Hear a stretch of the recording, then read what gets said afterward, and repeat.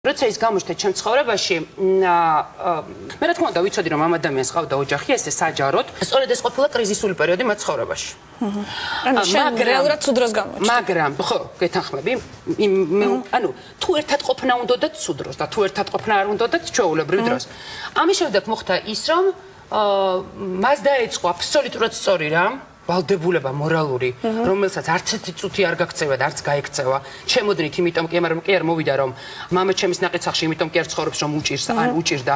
იმიტომ ცხოვრობს რომ მოიქცა ისე როგორც კაცები იქცევიან, ყველაფერი თავის შვილებს დაუტოვა და ესე უნდა მოიქცეს კაცი. მე ვფიქრობ, მის ცხოვრებაში დადგა მორალური პრობლემის დრო და იფიქრა რომ რაღაცას არასწორად აკეთებდა და ცოლთან უნდა ეცადა. და დაბრუნდა. 12 ჯერ. 12 ჯერ და რამ წარეთ მახსოვს მივხვდი? და ყოველთვის და ჩვენ მქონდა ესე რომ როდესაც ის ცდილობდა ოჯახთან ურთიერთობის დაალაგებას არავითარ შემთხვევაში მე დავიფიცებ ჩემ ურშულს რომ არც ერთი გაგზავნილი SMS ჩემგან არ არის.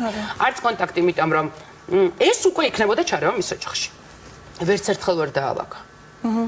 და შენ როგორ იყავი ამ დროს, როცა შენ ძირფასი ადამიანი ბრუნდებოდა და მიდიოდა შენ? ძალიან მხიარული, ხანდახან მხიარული, ხანდახან გაბრაზებულიც ახლა 12 ჯერ ერთნაირი კი არ ვიყავი, მაგრამ ხანდახან ძალიან დეპრესირებული, გაჩნია სიმწვავეს, თუ ფიქრობდი რომ ეს მისი ბოლო წასვლა იყო, ძალიან ცუდად.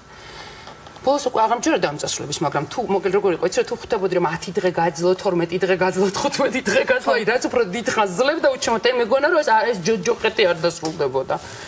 და ბოლოს მისი მეუღლეც მიხვდა რომ ეს იყო კაცი და ძალიან გულწრფელად მან უთხრა ეს პირველად თავის მეუღლეს, ანუ ნინომ უთხრა ირაკლის შვილების დედამ ირაკლის რომ დამთავრებული იყო ეს ურთიერთობა. მან იცოდა უკვე შენ შესახებ. აბსოლუტურად გულწრფელად არც ერთხელ ირაკლის მისთვის არ მოუტყუებია, მაგრამ ისინი ცდილობდნენ რომ იქნებ შვილებისთვის რამე გამოსვლოდათ. და ორივე ძალიან მაგრად იქცეოდა მე ვფიქრობ. ბრავო.